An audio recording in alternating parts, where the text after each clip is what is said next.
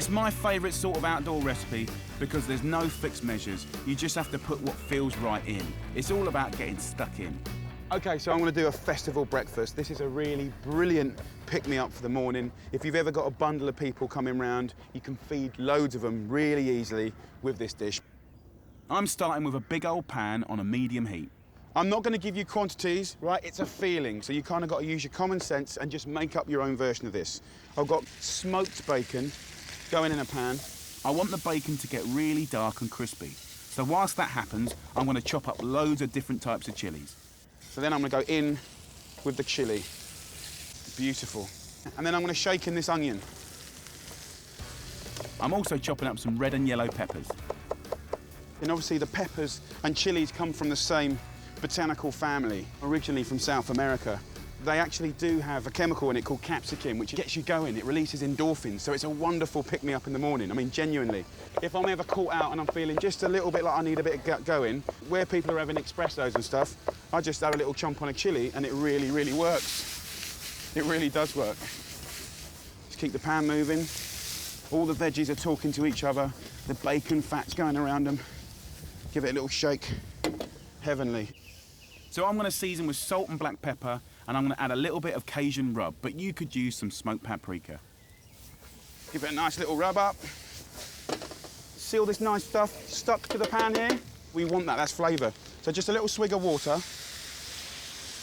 It's going to evaporate straight away, but we're just going to take it off the bottom, and that's like your kind of pan juices in a gravy almost. So we've got all of our base flavour with attitude, and now I'm going to add some juicy plum tomatoes. Just put them in your hand and scrunch the bad boys up. I have washed my hands. So basically what we've made is a kick-ass Mexican-inspired tomato ragu. Next, fresh tomatoes. Try and mix it up with different varieties and colours. Just lay them on top. So let's have a little taste up. Nicely seasoned. Now the point of this is finding a tasty way to poach eggs. So I first saw this technique on the borders of New Mexico. I saw them making these incredible kind of ragus, just like this. But then they start poaching eggs in it. So you don't just have to poach egg in water. I need to basically make little wells and do my eggs. Got to be quick because we want all the eggs to cook at the same time.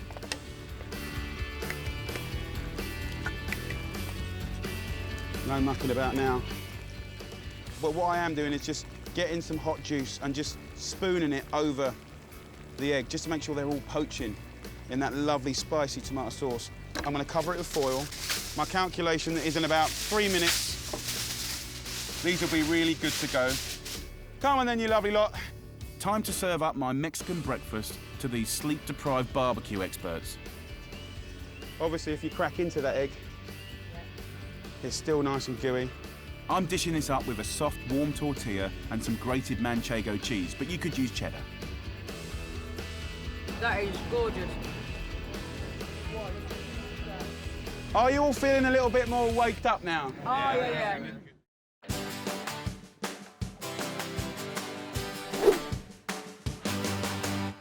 Okay, so we got pouting here. Have a little look at this. It's a beautiful fish. The same family as cod. There is absolutely no reason that every single fish and chip shop can go onto pouting. It's a brilliant thing. You can get it in fishmongers. You can get it in big, good supermarkets that have a fish counter. So let me show you how to cook pouting and fall in love with it like I have. So what I want to do first of all is hit it with a little bit of seasoning. Hit it with a little bit of flour, regular flour. Just 1 egg. And that's going to allow whatever we put on top of it to stick to the fish. The first time I tried pouting was this year.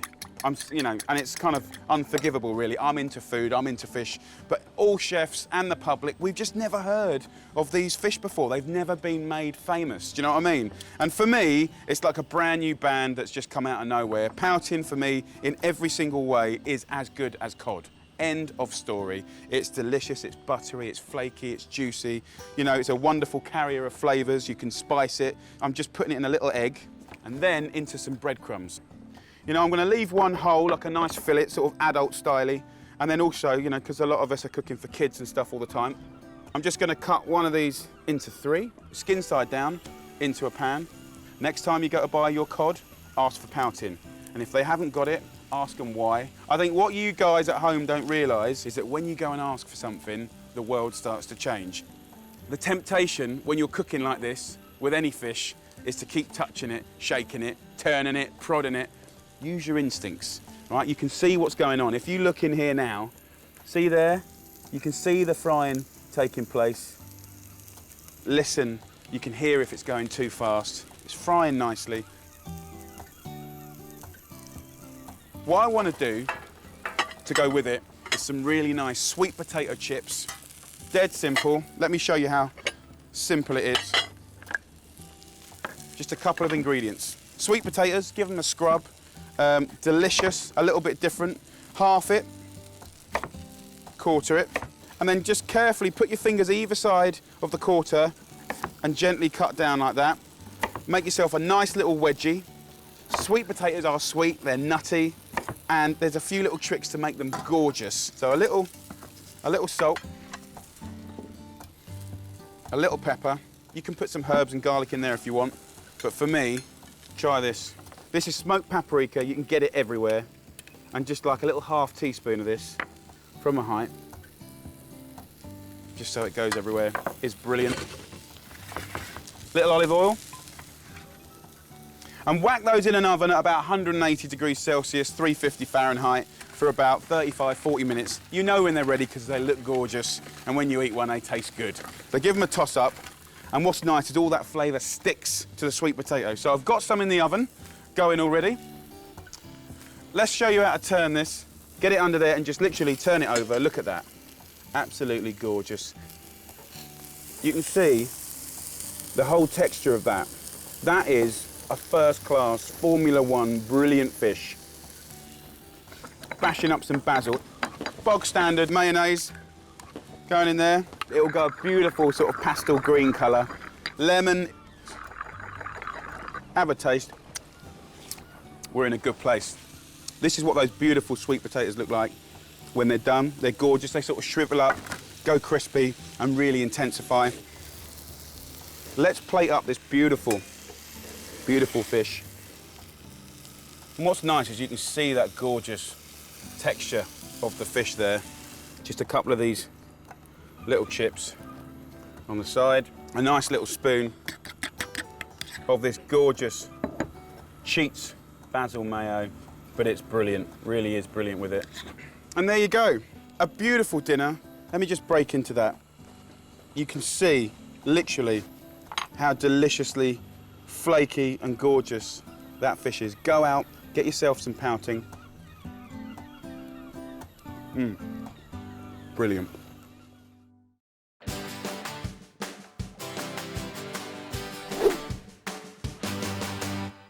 I'm cooking my version of a French classic with a Marseille twist, Herby steak and crispy potatoes.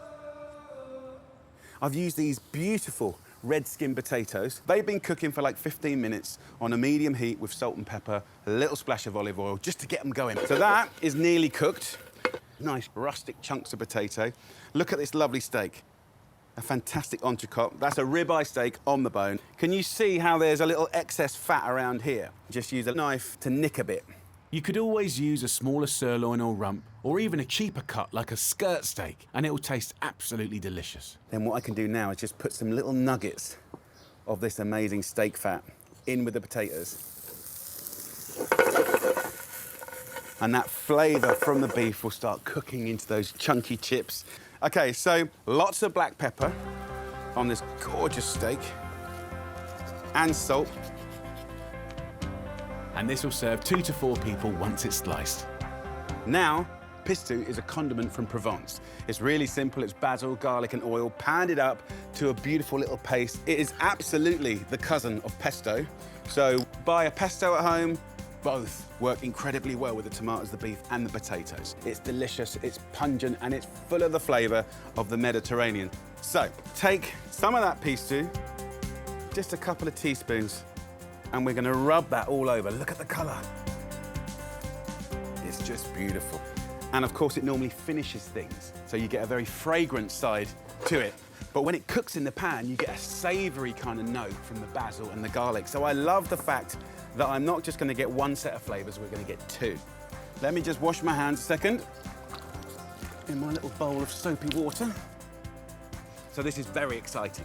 We have got golden, crispy, beefy bits potatoes. They're looking fantastic. So I'm going to take the potatoes off. I'll reheat those a little bit later. Pan back on, turn it up. Now the fun starts. So the beef has had a quick little marinade. Let's put it on its fat side, like this, first. Just hold it there, like that. Get that fat rendering. Wobbly fat is not really appealing, right? We want crispy fat. You only have to hold it there for like 1 minute, and you can see how that dancing fat has rendered. So now we lay this in its own fat. I want to cook this medium rare, okay? So probably about 3 minutes on each side. Dancing fat, crispiness, texture. I'm very happy with this steak. I'm going to now put my potatoes back in here and let my steak rest. So that can just chill out for a little sec. I've cooked the pesto into the steak. Now I'm going to smother it on it once it's cooked. And they will rest together. And of course, the juices come out and that will mix with the oil and the basil and the garlic. It's going to be an absolute sensation. So potato and steak, done. Let's do a delightful tomato salad. Look at that. I like to cut the tomatoes quite chunky, and it is much easier to get these coloured tomatoes these days, which is a fantastic thing. Season that with a little sea salt and a little pepper. Take the leftover of this pesto, right, and turn this condiment into a dressing by adding a little red wine vinegar. It's a clever little hack. Using ingredients in a couple of different ways is an easy way to maximise flavour. Right, last but not least, pistachios. When we went scouting around the markets, there was loads of nuts, loads of fruits. So it's a little nod to that, but also texture, soft and crunchy.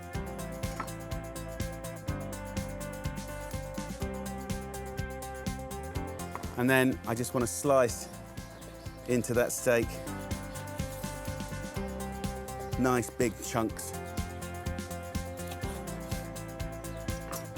Oh yeah, blushing away.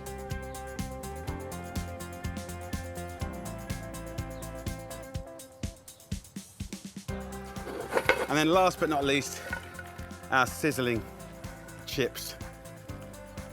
Bringing in the pistachios, a pesto that just lifts the whole thing, makes it juicy and delicious, and without question, brings a little bit of the spirit of the Mediterranean to that Friday night dinner. A bit of everything. That is a mighty fork. Let's get it in there.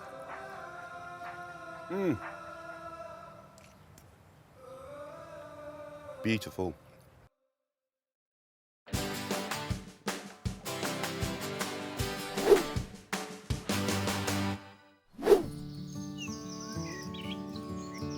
I'm going to do a cross between a Spanish omelette and a frittata. Spanish omelettes are generally finished on the hob.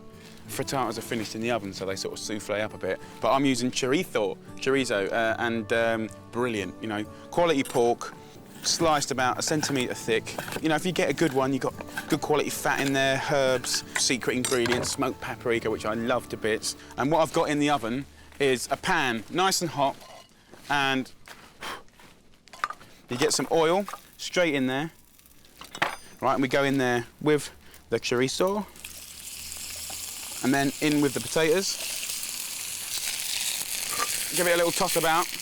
And the great thing is, you can see already, that paprika starts cooking out of the sausage, and that gives wonderful flavours. So you can see what I've done in the wood oven. I've just put it on some coals. If you've got just a normal oven, whack the oven on full whack and do exactly the same, no difference at all. And then I've got some rosemary. Now, rosemary, chorizo, pork, potatoes, brilliant friends. So a little pile of that. Lovely. So, got some lovely eggs. Right, so I've got a bowl. I'm going to use 3 eggs, nice large eggs. You can see, look at the lovely yellow yolks in there. So 3 eggs, a little pinch of salt, little pinch of pepper, give it a little whisk up. You can see the lovely colour. And then you've got lovely the chorizo and you know, the potato. I mean, it's all the things you love, really. Sausage, potato, eggs. Look at that. We've already got nice colour. Delish. So what I want to do is just maybe flick off some of these. Right, and in the pan here, you've got the fat in there, right? And that's good stuff. I'm going to literally sprinkle that in.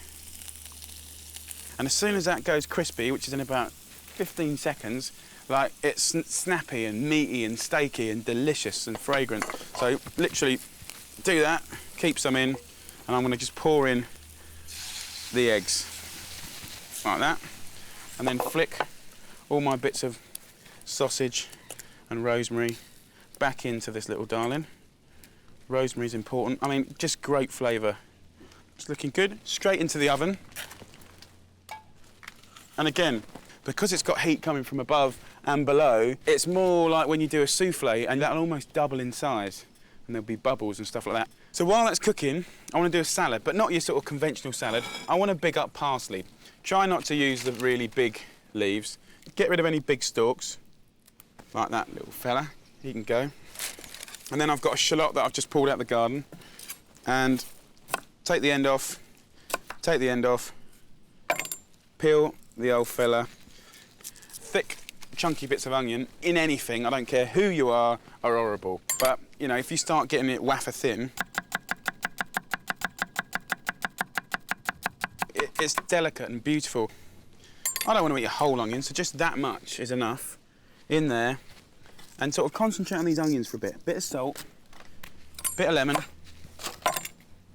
And that parsley will really need this lemon juice, otherwise it is just a herb, yeah?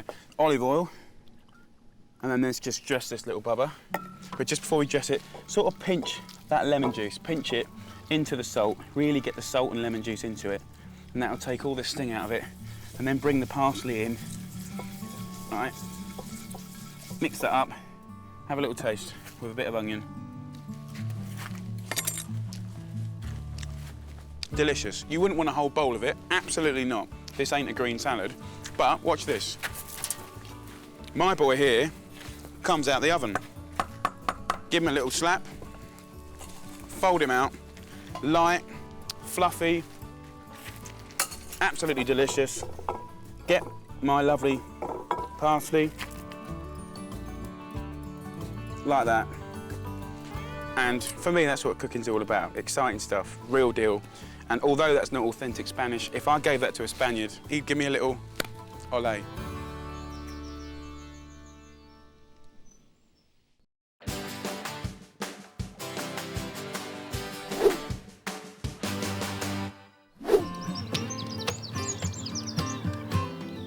I'm always trying to come up with new ideas for delicious and exciting meals for my family. So my take on crispy smoked haddock fish cakes served with veggies is a beautiful meal that's affordable and a great way to try different fish. In about half an hour, I'm going to feed my family some lovely homemade fish cakes, and they all absolutely love these. Crispy on the outside and golden, flakes of beautiful smoked haddock in there. We're going to start with the actual sauce, because what I'm going to do is I'm going to poach the haddock in the sauce that we're going to serve with it to get all of that lovely smoky flavour out there and that seasoning. So I'm going to put 1 white onion, just roughly chopped up, straight into that pan, and we'll start sweating that off just for about 10 minutes. Now look, in the last couple of months, I've been thinking about cooking in different ways. Of course, cooking's fantastic for saving money. Cooking's fantastic for like knowing what goes into your food, for really ramping up nutrition. But more than that, also memories, nostalgia. And this dish actually is kind of just me fantasizing about a lovely soup I had in Scotland called Cullen Skink. It was just like the biggest hug and delicious, comforting flavours. Potato, smoked fish, onions, they even garnished it with a little chive. So I kind of took that memory and turned it into these fish cakes. And I love doing that with food. And you can do that with food. Take whatever you want from a memory and try and kind of blend that into your roast dinner, into a pasta dish. That's the beauty of food. That's how we come up with ideas. So look, once you've softened off these onions, in my head, I'm thinking, right, I want to make a really rich kind of indulgent sauce, but I don't want to put loads of cream in it. So I'm going to use a little bit of flour, 1 heaped tablespoon, mix that in to the onions. You can see the onions have taken on a little bit of colour. And then I'm going to go in with 600 millilitres of lovely organic milk. So this will be the basis of your sauce. And not only that, that will become the place where you poach this beautiful side of smoked haddock. So this goes into that liquor, skin side down, and let that just poach away for 5 minutes. You can get lovely haddock in supermarkets, in fishmongers, and try and go for the undyed stuff and definitely the sustainable stuff. That's what I always look out for. But you could use cod, you can mix it all up, you can go with crab if you want. Hello, big boy. We're gonna do fish cakes, dude. Oh, is it done? No. No, Fish cake. you said I want the fish cakes. And so I went and made them for you. They're gonna be so delicious. It's not gonna look like that. Yeah. Right. So here we got a kilo of Maris Pipers just peeled, boiled for like 12, 13 minutes until they're tender, and then drain, let it steam off. And that's really important because we want the potatoes to be dry. Then it's gonna hold on to the flakes of the fish. That's what you'll get from a good old Maris Piper. Just take a regular potato masher. You don't want it to be super smooth. And then make a little well in the middle. Crack 1 beautiful free-range egg. It holds the whole thing together. And just whisk that up like that. And then I'll give it a nice little seasoning of black pepper. Take that lovely fish. Oh, look how it's flaking. Over there like that. Now I'm just gonna take the skin and just ease it off. But look at the nice big chunks, look at that. That's what it's all about. You see, look, when you're buying fish cakes already done, they're never gonna have nice chunks like that, okay? Guys, these are gonna be so flaky and gorgeous. Oh, amazing. And then last but not least, a nice bunch of chives. You can use parsley, you can use basil. I personally think chives are really perfect in this because they're really mild. And then just fold it all up. It's all about keeping as much of the texture of the fish as possible. Look, there's still big chunks of fish in there. So get that into 8 little balls, give or take. And the nice thing about our family, of course, is they're all different sizes. So we can do bigger ones for the adults, smaller ones for the little kids. River, he likes the big ones. He doesn't like anyone to have anything bigger than him. Let's wash my hands. Guys, if you want to sit down, you can. I won't be long. So look, a little bit of moisture from your hands is going to help you make these lovely little patties. Now, if you wanted to, you can roast these just like that. You can grill these under the grill. You can do these in a pan. Also, I've tested them. You can freeze them. River, do you want a big one or a small one? See, I told you. Now, let's make the sauce first. A nice bunch of chives straight in to this lovely milk.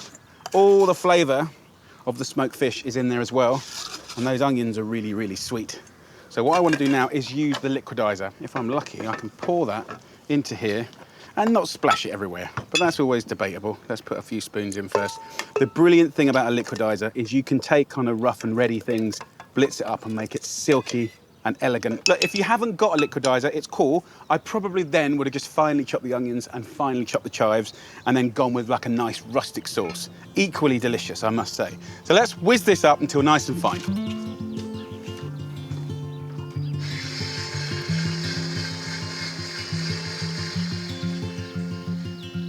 Look at that.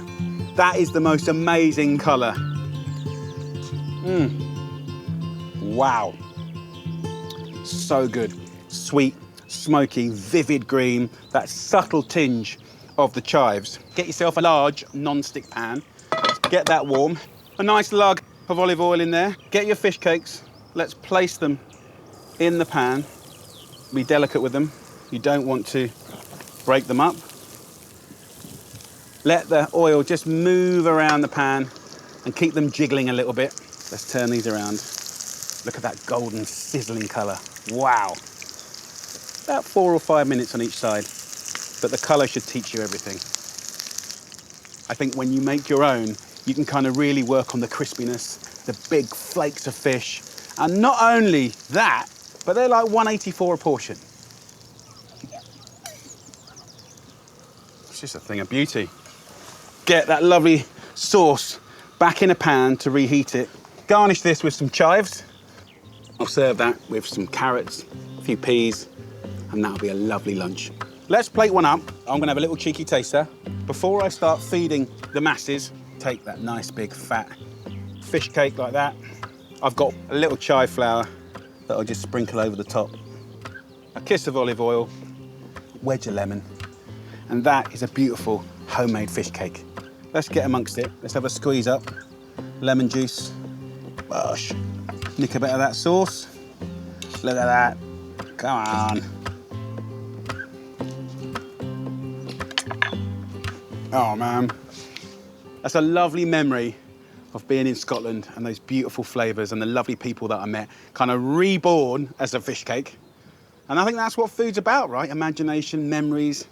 You know, that is a lovely home meal that feels special. Right, who's the greediest person in the family? Me! Petra, give me your plate, sweet pea.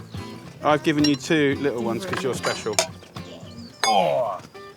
Well, this is nice. Do you like the sauce? Yeah. Quite smoky, isn't it? Yeah. It's basically just chives, and we poached the fish in that liquor as well. It's like high mass. Do you like your fish cake? Yum.